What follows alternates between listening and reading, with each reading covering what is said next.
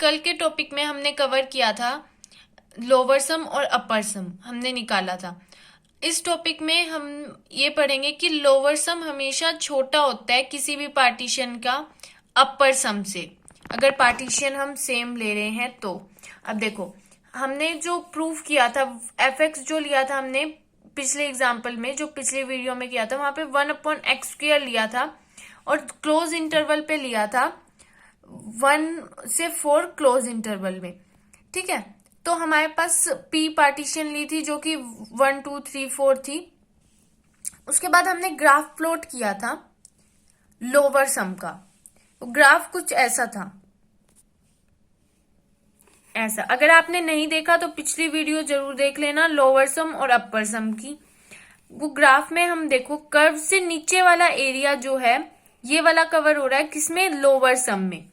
अब अगर हम अपर सम का ग्राफ देखें, अपर सम का ग्राफ क्या आ रहा है, ये आ रहा है, मतलब कर्व से ऊपर का एरिया भी अपर सम में कवर हो रहा है। तो इससे हमें क्या कंक्लूजन मिला, अगर पार्टीशन हम सेम लेते हैं, मतलब पार्टीशन हमने चेंज नहीं करी थी, उसी पार्टीशन का हमने लोअर सम निकाला था, उसी पार्टीशन का हमने अपर सम निकाला था। अगर हम पार्टीशन सेम लेते हैं तो लोअर सम हमेशा छोटा आता है अपर सम से। मतलब कंक्लूजन क्या निकला कि लोअर सम हमेशा छोटा होगा अपर सम से। ये इक्वल भी हो सकते हैं, लेकिन वो इंटीग्रल, जब रीमान इंटीग्रल हम पढ़ेंगे तो उसमें ये इक्वल करेंगे। वैसे हमेशा ये छोटा ही रहेगा लोअर सम अपर सम से। अब जो हमने रिजल्ट निकाला कि लोअर सम हमेशा छोटा होता है अपर सम से, उसको थ्योरम की हेल्प से प्रूव करते हैं। अगर हमने f कोई भी रियल वैल्यू, अब थ्योरम में हमें प्रूफ क्या करना है, जो भी हमें दिया हुआ हो थ्योरम में वो लेके चलो। ठीक है, लास्ट में जो रिजल्ट निकालना होता है वो खुद ही आ जाता है। अब इसमें क्या दिया हुआ है, f be a real valued bounded function defined on a finite closed interval ab and partition p be any partition of ab। देखो मैंने बताया था कि अगर आपको लोअर सम या अपर सम कैलकुलेट करना है, सबसे पहले तो पार्टीशन होनी चाहिए।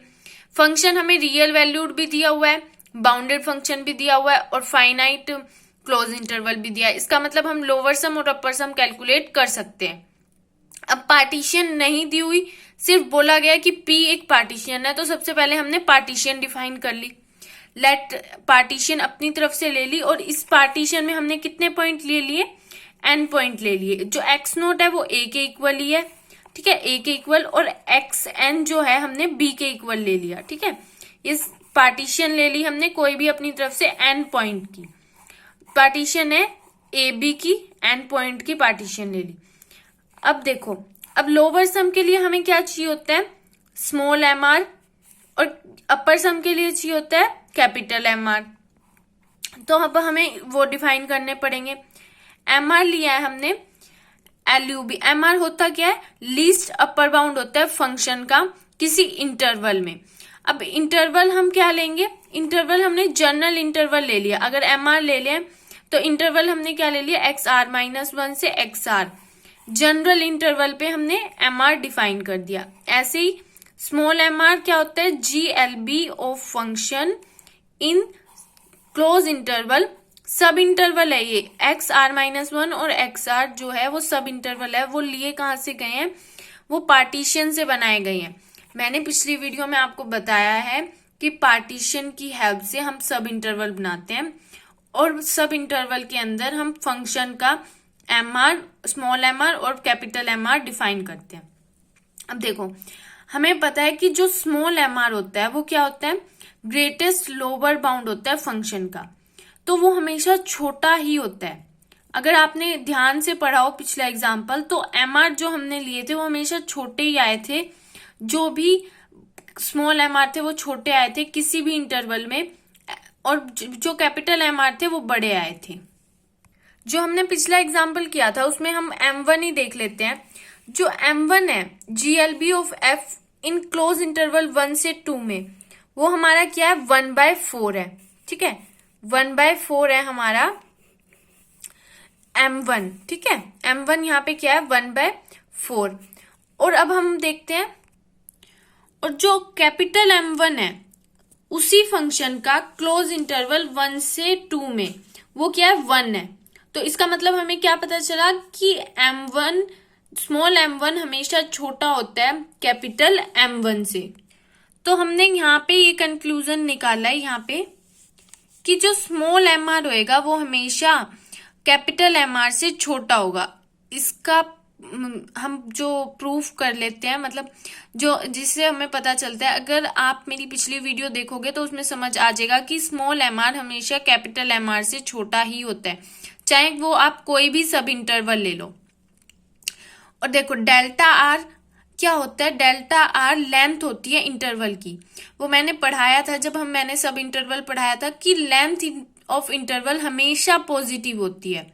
ठीक है, अब हमें पता है लेंथ ऑफ सब इंटरवल हमेशा पॉजिटिव होती है। अब ये देखो इनइक्वालिटी पढ़ेंगे, अगर ए और बी कोई पॉजिटिव रियल नंबर है, ए और बी 0 से बड़े कोई भी पॉजिटिव रियल नंबर है, और आर भी कोई 0 से बड़ा पॉजिटिव रियल नंबर है, तो क्या है, अगर हम a को r से मल्टीप्लाई करेंगे और b को r से, अगर इनइक्वालिटी इस तरह से कि b बड़ा है a से, तो जब हम r को दोनों साइड मल्टीप्लाई करेंगे तो भी इनइक्वालिटी में कोई चेंज नहीं आएगा। एग्जाम्पल 2 3 से छोटा होता है, अगर 2 में हम 2 और 3 में हम 2 मल्टीप्लाई कर दें, यहाँ पे भी 2 और 3 के साथ भी 2, 2 के साथ 2 और 3 के साथ 2, तो भी कोई इफेक्ट नहीं होएगा, तो भी 4 और यहाँ पे 6 आ जाएगा, जो कि 4 तब भी छोटा रहेगा 6 से।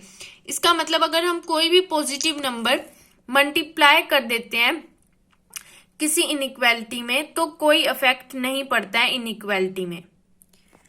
अब यहाँ पे देखो डेल्टा आर जो है वो क्या है, सब इंटरवल की लेंथ है, वो पॉजिटिव होती है। अगर हम एम आर के साथ, स्मॉल एम आर के साथ भी और कैपिटल एम आर के साथ भी डेल्टा आर को हम अगर मल्टीप्लाई कर देते हैं तो कोई फर्क नहीं पड़ता है।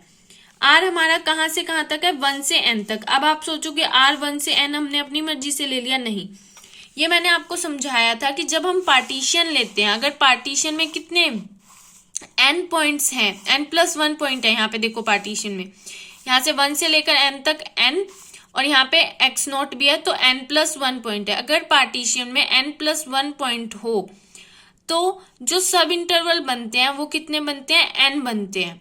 तो जितने सब इंटरवल बनते हैं उतने ही क्या बनेंगे, हमारे पास कैपिटल एम आर बनेंगे, उतने ही स्मॉल एम आर बनेंगे। इसीलिए जो आर है हमारा वो 1 से n तक रन कर रहा है यहाँ पे।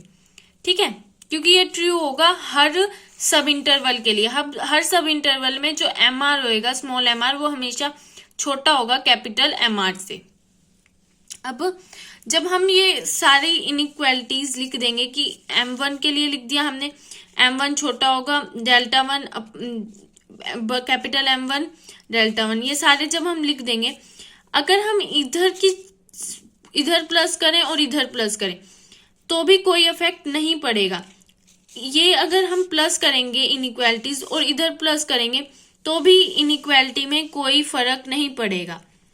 और अगर फर्क नहीं पड़ेगा इनइक्वालिटी में, इसका मतलब summation M R delta R R running from 1 to n छोटा हो जाएगा एम आर डेल्टा आर से R running from 1 to n। और ये किसका फॉर्मूला होता है हमारा, ये होता है एल लोअर बाउंड का, सॉरी लोअर सम का, और ये फॉर्मूला होता है अपर सम का। देखो इसका मतलब लोअर सम हमारा किससे छोटा आ गया, अपर सम से, और हमारी थ्योरम होगी यहाँ पे कंप्लीट। अगर आपको समझ आई तो कमेंट जरूर कर देना। Thank you.